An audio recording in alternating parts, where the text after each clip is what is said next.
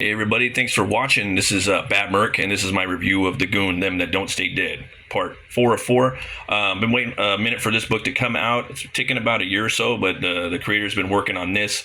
Also, he's been working on a pretty big comic book biopic, or not a biopic, but a bio graphic novel, I guess.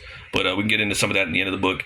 This has been a big book for the character. I've been reading the Goon like nonstop, collecting the Goon nonstop throughout my whole life. That's like the one series that I've collected everything for.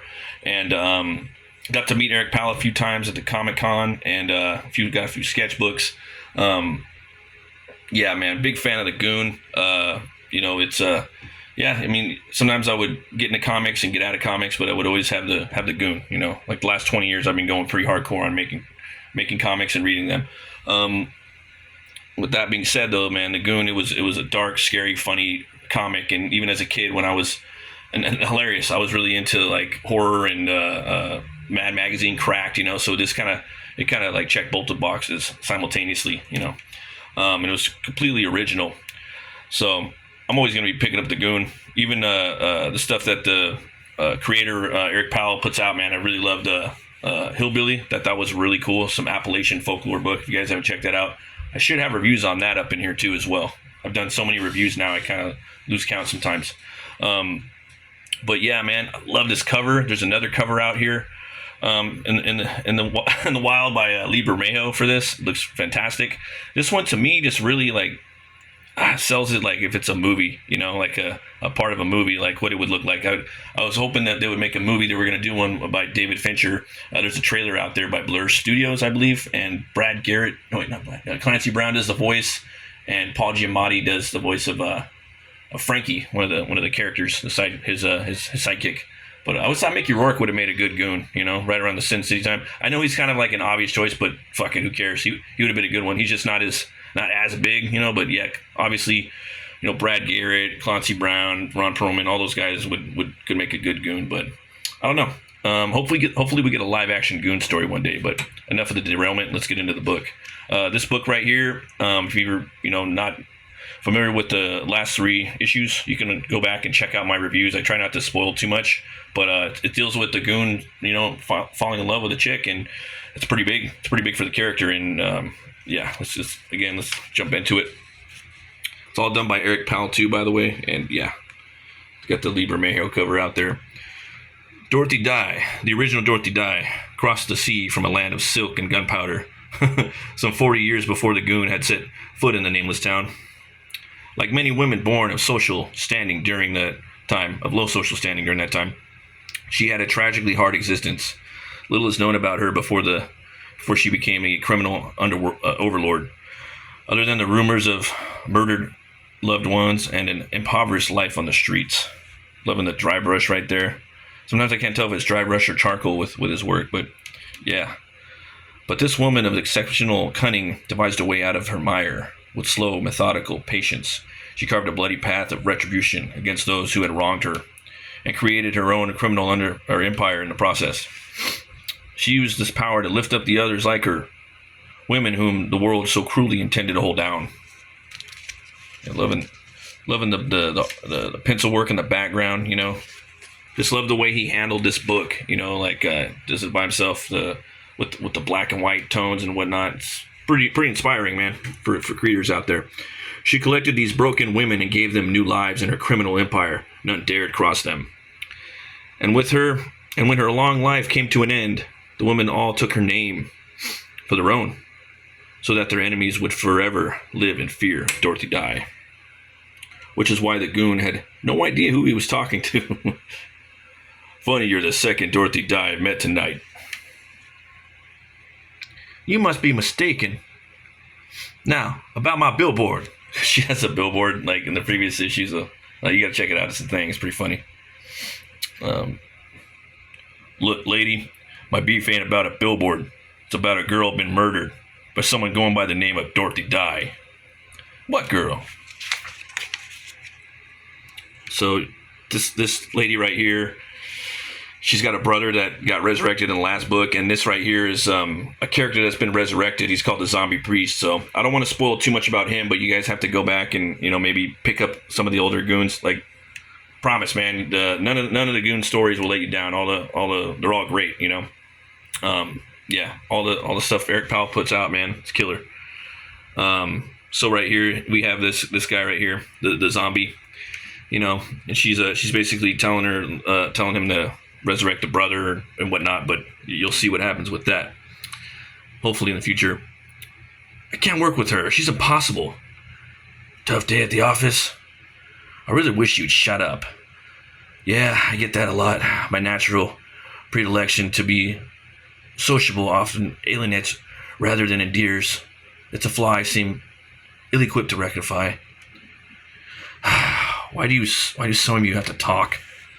I've often wondered myself why I kept my wits. Almost all the other zombies you make end up drooling imbeciles. Blah, blah. No offense, Jody. Pretty funny. I often figured it was because I have a strong personality. Considering you're an exceptional idiot, that's incredibly close to the mark. But that's only a partial answer. Those with a strong will, a real sense of self, will sometimes haunt their bodies after resurrection. I've never really bothered to figure out why. But maybe I should, so I can stop it. Little fucker. So right here, he gives him some advice, man. So you're saying I'm a ghost inside a corpse? In layman's terms, yes. Somehow that makes me feel a little so sad. I should have never agreed to work with Dorothy Dye. This has all gone so wrong quickly. Being a man of strong personality and self-worth, as I've established, I got no qualms if talking if and ain't sitting right. People often think they're stuck when they ain't. They'll let folks paint them in a corner and won't step out and cause they're afraid of the mess. I say go ahead and step in that paint. So he looks over at him. He's like, okay, I'm gonna do this fucker a solid and let him out. I wasn't expecting that, but it's kind of an interesting, cool thing for the character, because this zombie priest he's fucking wicked. Get out of here, and don't forget anything you've heard. So we go back to Norton's Pub. This is where they drink and whatnot. Then you gotta. What I like about the writing, sometimes you come back and you get a little gag from Frankie. He's one of the funniest motherfuckers in comics history. Why are you all covered in blood? The sleazy Baptist was in the alley selling sausages again. Nothing I hate more than a lying Baptist shilling imitation pork. Goon, I know what it is. What little statue what got your lady friend killed. It's a box. There's a heart in it. The heart of Stuart Skinny Santino, a.k.a. Mr. Wicker, Myrna's brother. Oh, okay, so then if you guys don't know about Mr. Wicker and the Wicker Man in Chinatown, go back and buy the books. I would say if you can, just get the graphic novels. If you got the money, fucking get the fancy pants editions if you can find them. But get the omnibuses, all those, and then later go back and collect the floppies. I don't have really any of the omnibuses. I just have all of the floppies. I think Chinatown though, that one, if memory serves correct, came in. It was just a hardcover like graphic novel, and that one he took it very serious. Like sometimes in his writing, he'll have stories that have like a more of a hard-hitting, dramatic vibe to them. And this one kind of had that too in certain spots, which I really dig that a lot. Because you have the comedy, it just adds more. It just makes the story more technically entertaining, if that makes sense. So you have the horror, you have the awesome artwork, you have some of the scares, but then you have this like emotional beat that fucking rips your heart out. So I really dig that. And then this one, he put in a little romance too in the beginning. But I'm gonna leave it right there. I want you guys to go out and buy this book. And there's some pretty cool action in the back. You're gonna get some new characters, and it's gonna bring you. He's gonna put you up on some new stuff at the end. And there's some surprises that I wasn't expecting. So, yeah, I don't want to spoil this one, guys. But I definitely give it 2 horns way up. Okay. Yeah, I will say, man, that he did a good job of attacking the heartstrings again, like he did in the first. I think it was the second issue, if I'm not mistaken, of this one. I do have a little thing in the back here I wanted to read. by Eric Powell. Interesting. So right here, dear longtime reader, random purchaser, or opinionated nerd, deservingly thumbing through this comic only to make snarky comments and put it back on the shelf because it's not Batman. You hold in your hands the long overdue finale of the miniseries The Goon, Them That Don't Stay Dead. What started out as the Goon 25th anniversary series now finishes around the 26th anniversary. As I write this, I'm roughly a month and a half away from my 50th birthday, and Grandpa Powell is coming to the unfortunate realization that I can't work as fast as I did in my 20s and 30s. No matter how much metal I blast and coffee I put on, the all-nighters just ain't happening anymore. Not without major consequences. Yeah, I know what you're talking about, man. And I'm only 41. Unfortunately, my ambition got the better of me last year, and I overextended myself, leading to an inevitable scheduling logjam involving this series. Let's see here. And the upcoming graphic novel, Dr. Worthless, a book about comic book boogeyman Dr. Frederick Wortham, his criminal cases, his involvement in the civil rights movement, and his unhinged vendetta against violence in media. Specifically, his war on comics, co-written by Harold Schechner, my writing partner on our award-winning book. Did you hear what Ed Gein done? So I haven't picked that up. I've been meaning to pick that up.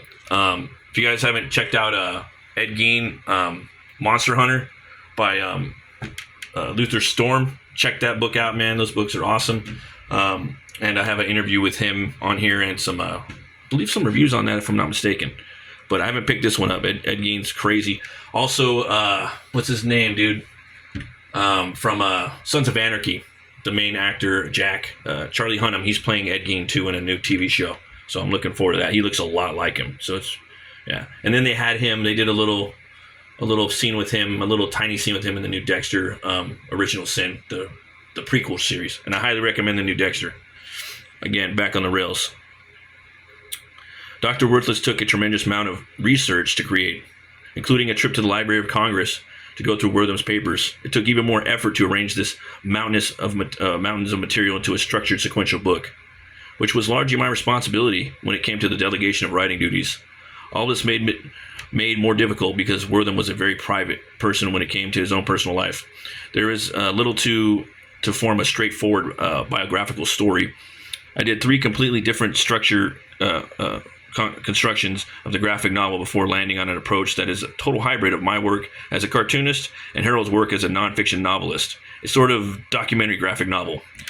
Harold and I feel it's fairly unique. It's a fairly unique take on the format, but I admit we're biased or naive. Hey, man, that's what it's all about. It's all about pushing those boundaries with format and sequential art. You know, that's why I love the French comics. You know, the bande dessinée, and American comics, manga, Mad Magazine, all that stuff, man. Newspapers, Calvin and Hobbes. Just keep pushing it, man. Just keep pushing it. Let's see here. All this was made more difficult. Okay, when it came to his personal life. Okay, read that.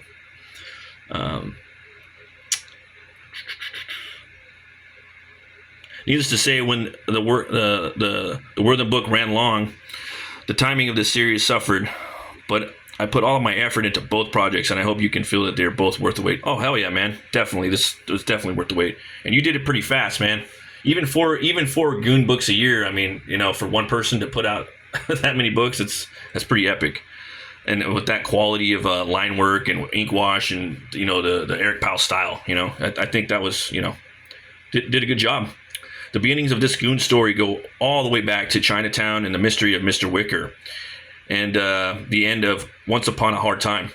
The Chinatown link is obvious, but when the Goon killed the zombie priest at the end of the Hard Time, a pair of anonymous little hands pick up a skin hat from the blood-covered ground. So don't want to spoil that too much. Let's see here. But he talks about these long, like, overarching concepts. So you guys got to go back and pick up the Goon books so he he knows what he's talking about. So I'm going to put this right here. So while I may be getting older and slower, I think I'll always sporadically return to the Goon. There are too many silly ideas to get me, for me to get excited about, and for readers to ignore because they don't involve Batman. So I think that, I think that's awesome, man. That we're gonna get some Goon. That's, to me, that's the main thing. As a Goon fan, I just want to get some Goon, and him putting out the work, that's cool. If he did it like that was his main thing, I ain't gonna hate that either. But as an artist, you need to get out there and you need to keep the the well of rejuvenation, moving. The inspiration flowing. The electricity needs to keep moving and moving. And sometimes it's fun to take vacations away from your favorite projects. I know all about he's talking about. There's a couple of books in here I wanted to look at. Frankenstein, I want to check that out. It's in the Hellboy universe. It's a pretty cool cover right there. Definitely want to check out Nightclub. I love Martin Millar's work. It's fun to read. Ripperland, that looks pretty interesting. It's a cool cover. It's like it's Jack the Ripper or something. Let's see. Murder stalks the foggy streets of 22nd century London. Okay. Let's see here. A whodunit mystery unfolds in a future Victorian London, written by award-winning comic writer Steve Orlando. Okay. And critically acclaimed author John Harris. So, yeah. Looks pretty cool. Sister Imperator. That looks pretty crazy. Mike Mignola, he's doing the Bowling for Corpses. I definitely picked that up. Again, he's a big fan of Mike Mignola. He's stepping away from Hellboy for a while, and he's kind of really focusing on just scary folklore. I'm hearing good things about this, and I think it's kind of done in like a different format, maybe similar to the French kind of bande dessinée for how big it is. But I believe it's a hardcover book. It's not like your typical release. And he's another cat that took a break from Hellboy. It was kind of burning him out. You got to do that shit, man. You got to go back to the well of rejuvenation. That's what artists got to do, and you never stop. You just got to keep growing. Who's Not Afraid? Oh man, I'm really digging the stuff that's coming out from Dark Horse, man. Seems like they're stepping up their game this year a lot with these new titles. But yeah, check it out, guys. Go pick up all 4 of this story. I highly recommend it. Two Horns Way Up. As always, thanks for watching. Always remember to be bold, be brave, and roll the bones to know your role. I'll see you guys next time.